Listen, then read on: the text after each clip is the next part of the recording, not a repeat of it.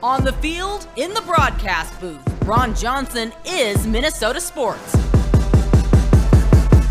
One-of-a-kind opinions, big-name guests, the teams you care about every day. It's the Ron Johnson Show, part of Locked On Sports Minnesota, and it starts now. Welcome to the Ron Johnson Show, and I am your host, Ron Johnson. Yes, I'm back. My voice is getting a little better. Still not there yet, though, but I got to make sure I'm not screaming this weekend at my daughter's softball tournament again. But for those that continue to download and watch on YouTube and subscribe on your podcast platforms, we want to thank you. But on today's show, we're going to do the Daily Three, of course. I mean, you got some hockey talk in there. You got some basketball talk in there. Warriors, is this the end? Is this it? Like, is Andrew Wiggins finally going to get his ring? Is this going to happen? Is he going to be the MVP? Can he steal the show tonight? Because we know what Andre Iguodala did to Steph Curry. We're going to take some more fan questions because there was a lot more questions that came after the show, and so we want to make sure we're continuing to interact with you fans. Please, if you have questions, don't be afraid to tweet out to our Locked On Sports Minnesota Twitter account, and we will get to those questions as we begin to do this more and more in the show. But we're going to talk coaching, NFL coaching rookies to be exact. And as I bring Sam Ekstrom in, there's something going around right now where they ranked the rookie head coaches, and they have Kevin O'Connell ranked. And they have Matt Eberflus. They have Mike McDaniels, Brian DeBoer. So we got a lot of rookie, Nathaniel Hackett. We got some rookie head coaches. Is Kevin O'Connell 1? Is Kevin O'Connell 4? Where does Kevin O'Connell fall?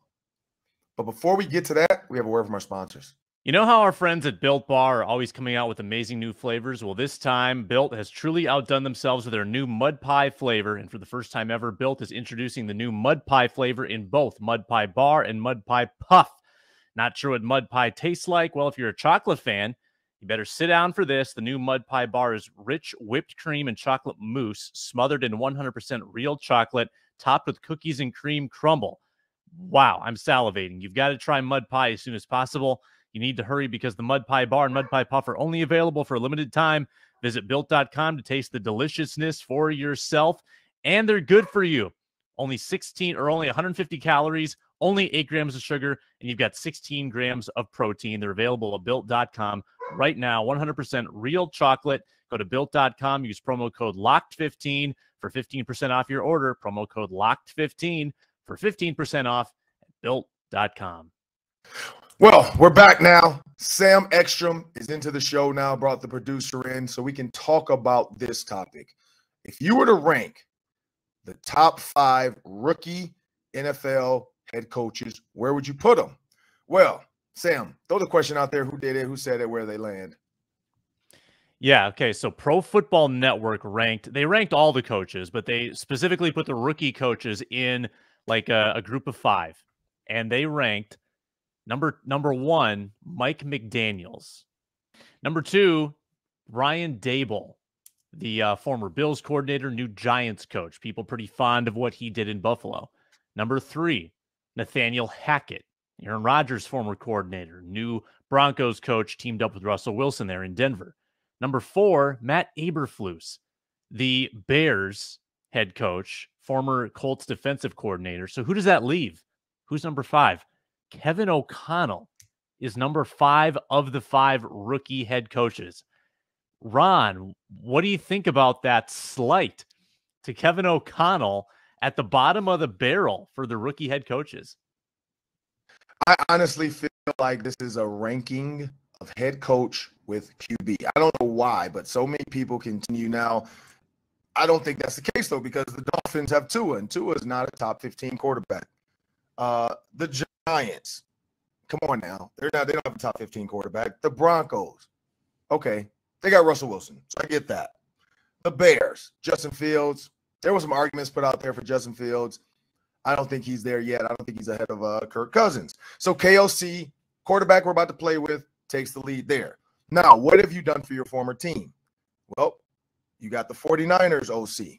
Well, he didn't call plays. You got Brian DeBoer, Bills OC. Now, you can say he called plays, so I can put him up there. Nathaniel Hackett, I'm guessing no. LaFleur called the plays with the Packers. Eberflus coach DC. So yeah, he called the play. So those two. So then Kevin O'Connell, Super Bowl champ. We know McVay was kind of the play caller, so I put him again at third. So I don't understand where this fifth comes from. If you look at all the metrics of where they came from and where they are in each one, Kevin O'Connell, you can argue top three in that. I don't see the reason. I don't see the purpose. Maybe because there wasn't a ringing endorsement for Kevin O'Connell the way there was for like Mike McDaniel, some of the other guys, as the jobs were getting given out. I would say you would say these names were usual suspects that kept popping up, guys that, but again, it's the NFL Network. They're just going off of emotion. They're just going off of what they think. I'm just using the numbers, the analytics. Where'd they come from and where are they now? Kevin O'Connell's top three in all of them. That's my take. What do you think, Sam? I just don't get how you put Mike McDaniels at the top of the list and O'Connell at the bottom when they both have come from these really smart offensive head coaches who called the plays for them. I mean, I guess McDaniels has maybe been to a few more teams in his career. He's a little bit older, but I don't get the discrepancy between the two because you come from the Shanahan tree, you learn from Shanahan, now you're a head coach. I think that's a great situation. O'Connell comes from McVay. Now he's a head coach. He gets to call the plays. He learned from one of the best. Why the divide between those two? That's what I don't get. And the situation that O'Connell steps into, I mean, the Vikings are definitely prepared to be more competitive than, say, Eberflus and the Bears, certainly Dable and the Giants. And you could debate more competitive than the Dolphins as well. The Dolphins are kind of a wild card. So I disagree with the list. I mean, I think that you can knock him for not, calling plays, certainly. But when other guys haven't called plays either, I don't see what sends him down to the bottom there. Yeah, Sam, I don't know either. I don't get it. I don't understand the metrics. I don't understand the numbers. I wish they would kind of like give us bullet points to their actuality and their takes. But again, Kevin O'Connell was young. Kevin O'Connell wasn't a face. Like, he wasn't a name that came up in conversations during the Super Bowl, during the playoff runs. A lot of people are saying it's all Matthew Stafford. McVay got them there before with what's his name?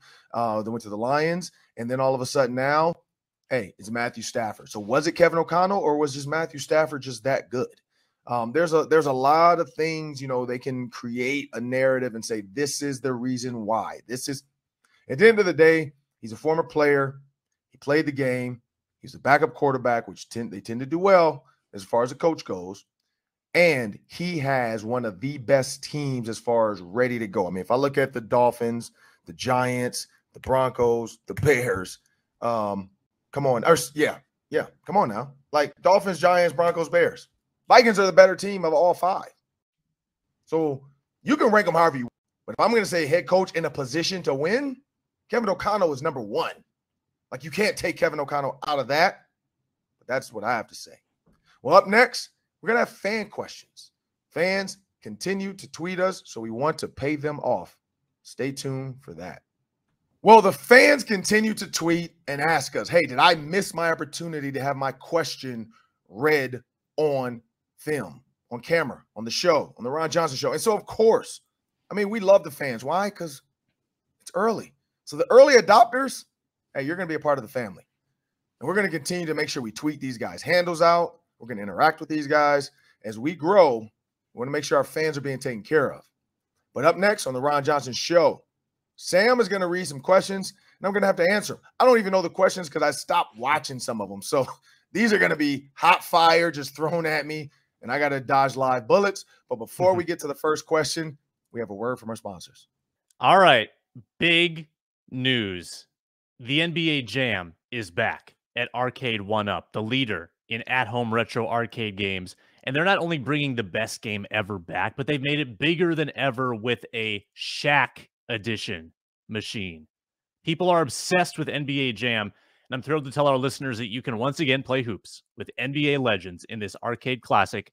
Jump across the court, set the ball on fire in one of the first sports games ever to feature real and digitized NBA licensed teams. No fouls, no free throws, no quarters required. Good pace of play. Compete with friends and family through all new Wi-Fi leaderboards, making you more connected than ever. It's old school meets new school. Pre-order now from arcade1up.com. That's arcade1up.com. You can get the shipment in early September. It's the place for fun. More classics as well, like Golden Tee, Mortal Kombat, and others, starting at just $399. Check it out. NBA Jam Shaq Edition. We want to give one to a Locked On listener. Enter for a chance to win a game console for your man cave at arcade1up.com/lockedon. Arcade1up.com/lockedon. You've got until July 8th to enter to win the NBA Jam Shaq Edition console. Well, Sam, it's that time. It's fan questions. Take it away. All right, we got 5 questions. Let's see if we can get through them all. Starting with Jesse Cash asks, do you think the RG3 trade, 3 firsts and a second, and the Haynesworth fine to Albert Haynesworth over $50 million in today's cap should be talked about more when Kirk's career record is mentioned? Now, what he's saying is those Washington teams were gutted on defense. So basically what he's getting at is Washington gave away a bunch in the RG3 trade, and they lost a lot against the cap in the Haynesworth fine. So did that affect Kirk's career mark in his Washington years? No. Like, I mean, you get what you get. The Vikings have paid a lot of defensive guys as well, and they still have Kirk Cousins. The Washington football team was just not good. I mean, yes, RG3 and all the stuff they did and trying to get him in there, he wasn't, he got hurt, and then he tried to play too soon and got re-hurt again, and even worse. Kirk Cousins did what he could do, but when your defense isn't really that good, your offense is struggling. They were built on a quarterback that was going to run. I mean, RG3 was known for using his legs a little bit. I mean, he could throw the ball, but he was known for using his legs. And so when you think about him in college, you think about what he was early on. And then, because at first he was lightning in a bottle. Him and Andrew Luck were going back and forth, having great weeks, great games. But RG3 gets hurt, comes back too soon. Kirk Cousins is born. But no, you can't, I don't think any of that matters with quarterbacks. At the end of the day, it's about managing the game. The one thing you can do to help your defense that sucks, keep them off the field. I think that's going to be the key this year for the Vikings is, punts and all this stuff with 1 minute to go or getting the ball back with 1:12 to go. You're not going to see 3 and outs. Like Kevin O'Connell, I think is going to do a lot better job of not forcing the issue, letting the game come to him. I hope. Because we talked about that, about the Vikings feeling like they had to have a quick strike and score, with 1 minute left. And all of a sudden, one deep pass. Okay, team's like, wait a minute, we don't have to use a timeout. And then they're like, well, we got to get some back. So let's pass it again. And then they don't. And then now it's 3rd and 11 or 3rd and 10. And now they have to pass or they're running a draw. Team uses the timeout.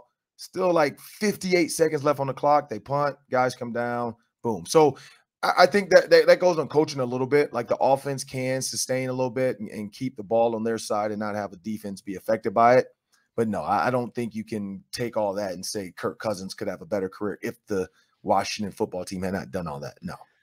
Yeah, I mean, the RG3 trade's a long time before Cousins. I mean, that's 3 seasons. And I looked at the defensive stats. They were 17th in 2015. They were 19th in 2016. They were pretty bad in 2017. I'll grant you they were 27th, but you can win with a 17th and 19th ranked defense. Right. So yeah, I don't think it was a gigantic kind of black cloud over the Washington football. I mean, the Vikings had a 25th ranked defense and they still almost made the playoffs every time. So, hey, they could do it.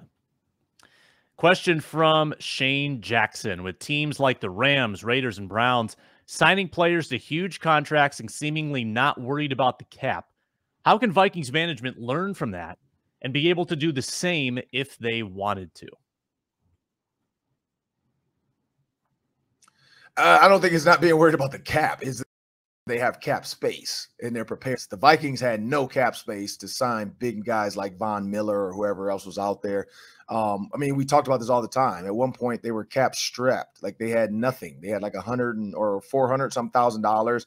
And then they started to cut guys, move guys, trade guys, get guys to restructure their contract. And I think they got back up in the uppers of $4 million, but they still had to sign a rookie. So No, the Vikings cap space, you know, like you can't just go crazy and just sign guys. Like it just seems like some teams are doing that, but what we're not seeing is all the stuff on the back end, the back-ended contracts, the back-ended deals where they're taking $1 million in this first year to come and try to win the Super Bowl, or $2 million or whatever it is, something small. And then if they stick around for 3 years, they're going to get paid off. That's both teams taking a gamble on each other, more so the player than the team, because the team's like, look, we got to do for cheap. We're nothing on the books for the next couple of years. Like if we cut them, we owe them $1 million each year or something like that. So that's the big difference. It's a different strategy when you're Super Bowl ready. But also you have to have a coach and a GM and a staff that can go out and relate to some of these young free agents out there and say, hey, this is what, like Minkah Fitzpatrick. You know, everybody was talking about him going to the Steelers, and he disappeared for just a quick second where it was like, is he still the same guy that he was in college? And he's this first-round pick that everybody thought he was going to – well, yep, he's the highest paid safety now ever.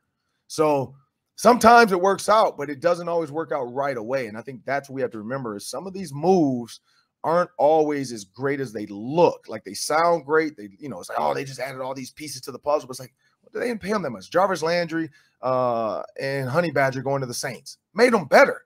They didn't get paid. They're just going to say, hey, look, we can make this team better. We trust that Jameis Winston as a quarterback can get it done. But if we can come in there and be a piece on this defense and be a piece on this offense and really make some noise, you know, the Vikings just don't have. And again, when you have Justin Jefferson and Thielen, you can't really sign a big receiver. When you already have a quarterback, there's no quarterback to go get. When you have an offensive line, there's no splashy offensive line signings. Like it doesn't happen unless it's an offensive tackle that's like a Pro Bowler like Trent Williams. So no, I don't think there's anything the Vikings – there's not the Yankees. It's not baseball where it's an unlimited cap. Like if you're cap strapped, you're cap strapped. That's the end of it. Yeah, I mean, there are some teams, and, you know, the Rams are currently doing this. The Saints have done this. The Eagles have done this. When they get good teams, they just keep restructuring and kicking money down the road, facing their problems later, and they try to delay having to pay those bills. But there is a consequence, too. I mean, the consequence is at some point the money catches up. You can't keep your veterans, and you also have less depth. I mean, no one, you know, across the nation knows about the bottom of the Rams roster, but I guarantee you it's not that strong. I mean, they're probably counting on a lot of late draft picks, undrafted free agents, and trying to coach those guys up because they are paying the top of the roster so much. There is that trickle-down effect. And I will say this, too. The Vikings have been creative. I mean, the Vikings have found a way to get a lot of big contracts under that cap. Like, I never imagined they could sign this Zadarius Smith this offseason, but they found a way. They restructured Hunter, they restructured Thielen, and they got that money in. So the Vikings, while these aren't like the top 5 contracts in the NFL that they're signing, they're still getting big names. They're just not paying them like $30 million like Aaron Donald. Correct. All right. We got another one from Meg Dean. With the changes in the defense's style and approach, who are some of the players that you feel will truly thrive in this system? So it's Zadarius Smith, but he's not new. So I think a player that's going to thrive is Danielle Hunter. He's always thrived, though, but I think Danielle Hunter, this is going to give him a DeMarcus Ware type feeling, like a stand-up position where you have to grow, you have to evolve. Evolution it's inevitable. You know, like Thanos always said, I am inevitable. And then, of course, Iron Man says, I'm Iron Man. But in this system, he's going to evolve. He's going to get better. He's athletic. We've seen him stand up. We've seen him get low. We've seen him go down on three-point. We've seen him in the 3 technique against the New Orleans Saints, and him and Everson Griffin wreaked havoc up the middle. So when you can do this this is part of our defense. It's not like Mike said something special. This is our defense. Our defense end is now going to go to our 3 technique and stand up. And now our rush backers are going to come into the game for 3rd down. If it's a passing, I mean, there's a lot you can do in this defense. So I say that's 1. 2, I think Harrison Smith's going to have a resurgence. I think Harrison Smith will have a resurgence for the simple fact of when there's a lot of movement. If Darrell Reed is right about this defense and what they've done in the past on his stops at defensive coordinator or within this defense, and Mike Penton is going to put a little bit of his fingerprint on it. You know, we see him with the Ravens. They did it with the Ravens when everybody moved around. He went to the Jets and bought Bart Scott and tried to get the same out of him and get guys, you know, and they, you know, that's where Don't Wait came from. You know, all of a sudden they're about to go play the Patriots, you know, because the Jets found a way to win and nobody thought they could win. So that defense, I think, Harrison Smith, because if you can confuse some people and people move around, balls come out faster. If the safety's in the right spot and he jumps the right route, it's a pick. Or it's just a big play. But I think Harrison Smith's going to have a little bit of resurgence as well. Yeah, you kind of named the two that I was thinking. I'm going to go with Cam Dantzler. And I mentioned this with Gabe Henderson on Monday. I feel like the biggest knock on Cam Dantzler has been the 2-minute defense stuff, end of game situations where he's struggled. But he's been pretty good in the bulk of a lot of these games. Well, what if they just tweak the way they're approaching these 2-minute drills? They're not playing so far off. They're not playing these deep prevent defenses. You get Cam Dantzler in some better situations there. Suddenly people might be talking about him as one of the rising stars in this division. So I'm pretty excited about Cam Dantzler this year. I'm excited about Booth. I'm excited about what Peterson can do. I think the cornerbacks are really going to thrive in just a little bit of a different system. Yeah. All right. Why don't we hold on to these last couple of questions? I promise Double B and Shane, your other question, will get to you down the road. We appreciate questions from Meg, Shane, and Jesse. Good stuff. Well, it's coming up. The Daily 3. That's 3 questions, 3 minutes each. Stick around for that. And now on the Ron Johnson Show, me, Sam Ekstrom. We're going to dive into the Daily 3. It's 3 questions that Sam came up with. I got 3 minutes each to answer these questions. Take it away, Sam. All right. NHL Stanley Cup Final, Game 1 last night, went to overtime. It was a thriller. The overtime didn't last very long, so it didn't have a lot of time to have like heart palpitations, but Avalanche did win very early in overtime to take a 1-0 lead in the series. NHL overtime in the playoffs, I mean, it's known for being the most dramatic thing in sports. Do you agree, Ron? Do you think that is the best playoff overtime of any of the major sports? So, and let me get this right. I know during the season it was different. It was like 3-on-3 for overtime. For playoffs, it's full strength, sudden death, correct? Sudden death. Yep. Okay. So I'm going to say yes for the simple fact of that. One shot on goal, game over. I do like, and I don't understand soccer. I don't know what their overtime is, if it's the penalty kick thing or if it's the like 5 people get the kick. I don't know what that, because I know they go extra seconds. And then you can until play stops, they can keep playing or something like that. Like until a dead ball happens, I think is what soccer is. Soccer is like in the World Cup, they play like 30 minutes of overtime. And even if you score, you keep playing. So you could score in overtime, but then the other team could still tie you. So there's not a sudden death format. And then the penalty kicks would be after that, where you each get 5. Yeah. So yeah. That's so you got basketball that gives you a full clock. You got football now that gives both teams a chance, because we know what happened to the Bills and the Chiefs. And then college football, both teams get a chance. So hockey, yes, I would say that is the most dramatic, because only one team there's no, if you score, then you get a chance to try to score. You get 1 shot on goal or something, or you got 10 minutes to do it, or 5 minutes. So yes, it is extremely, like, every shot matters. Every shot, everybody's sphincter is getting tight. Like everybody's like, oh, unless it's your team, then you're like, oh. And so it was like in the Avalanche, again, the Lightning are trying to three-peat. The Avalanche were one of the better teams all season. Everybody talked about that. Like the Wild would have had, the Wild would have had a tough time trying to beat the Avalanche. Like we've seen what the Avalanche can do. Again, not a bunch of big names. You don't see McDavid's on this team, and the Sidney Crosbys and the names of names and the PK Subban. This team's just getting it done. It's a bunch of lines playing together. Enforcers doing their job. Skaters, goalie, keeping track and doing a great job. Guys laying it on the line when the puck. So yes, is this the most dramatic? I would say yeah, just for the simple fact of 1 shot and it's over. I've been to 2 wild overtime playoff games in my life, and they were some of the most nerve-wracking experiences. And one of them was a win, and it was ecstasy. And people are jumping up and down, they're hugging strangers, and one of them was a loss. And you are just so demoralized in that moment. So it really is the most powerful, I think, sports experience to be in those hockey overtimes. It's super fun to be there, super intense to watch. I love it. I hope we get like 5 more of them in the series. Ron, you're in Arizona. Yep. So I'd like to ask you, in honor of your Arizona trip, who do you think wins more games this year, the Cardinals or the Vikings? So this one for me was a tough one. So when I looked, and I have it here, so when I looked at the stats, You might have to edit this so I can get to this. I got to find the Cardinals.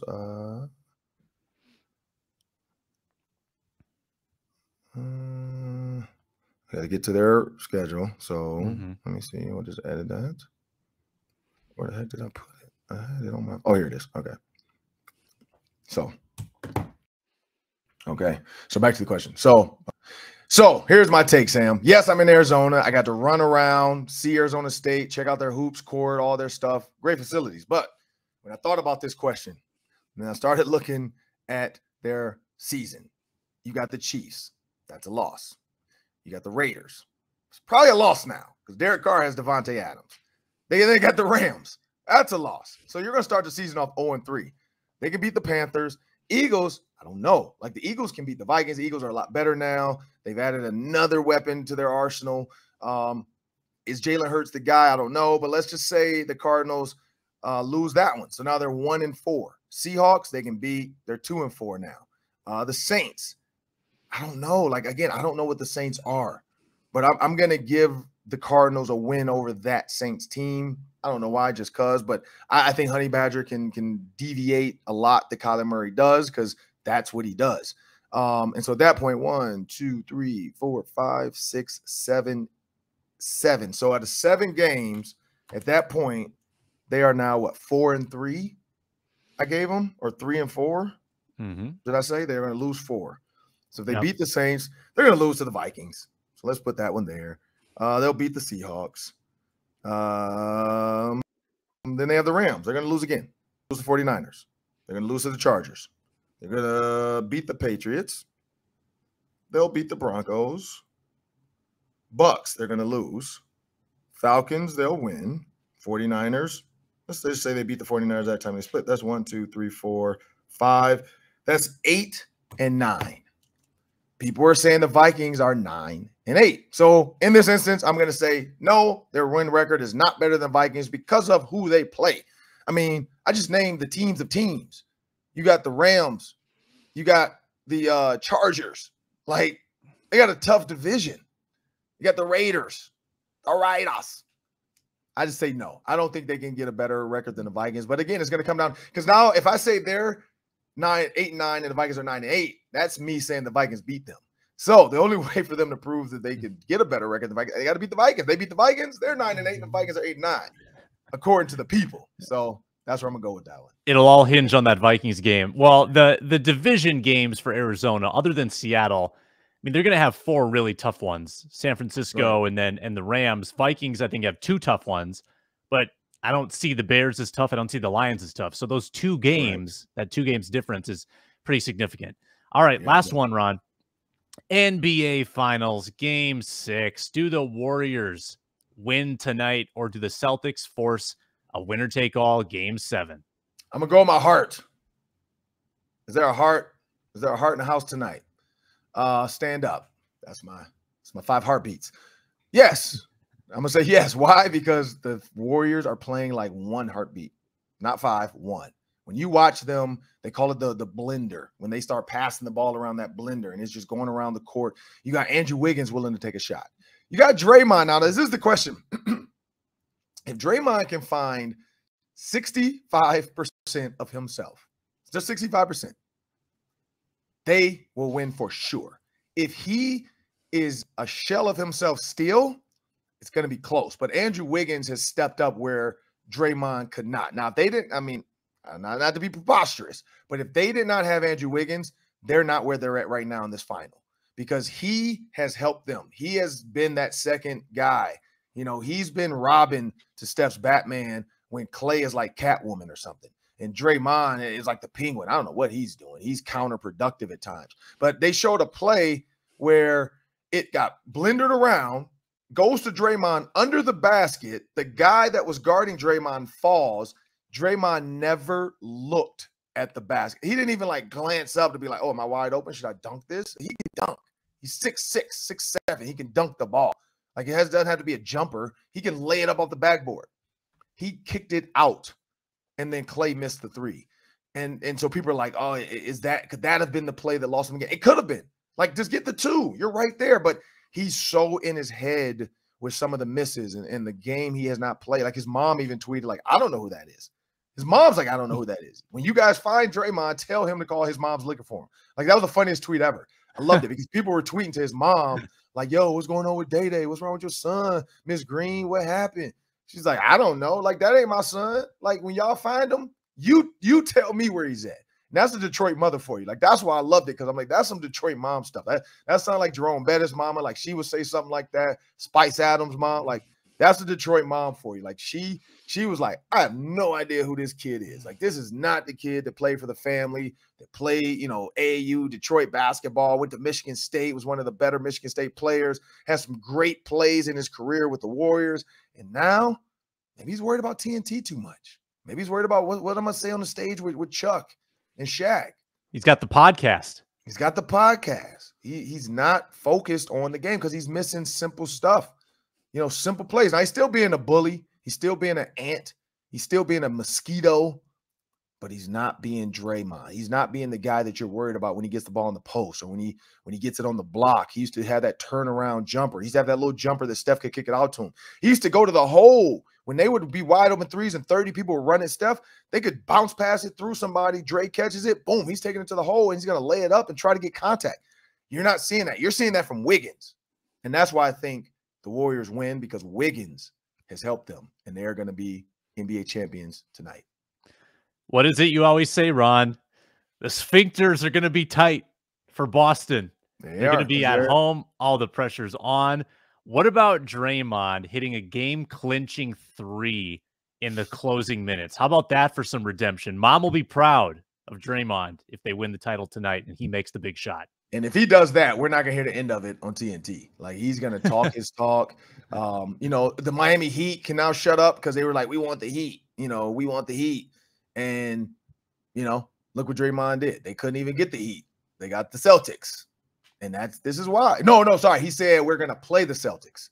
And the Heat got mad at that. Well, look, they played the Celtics. Heat, you can be mad.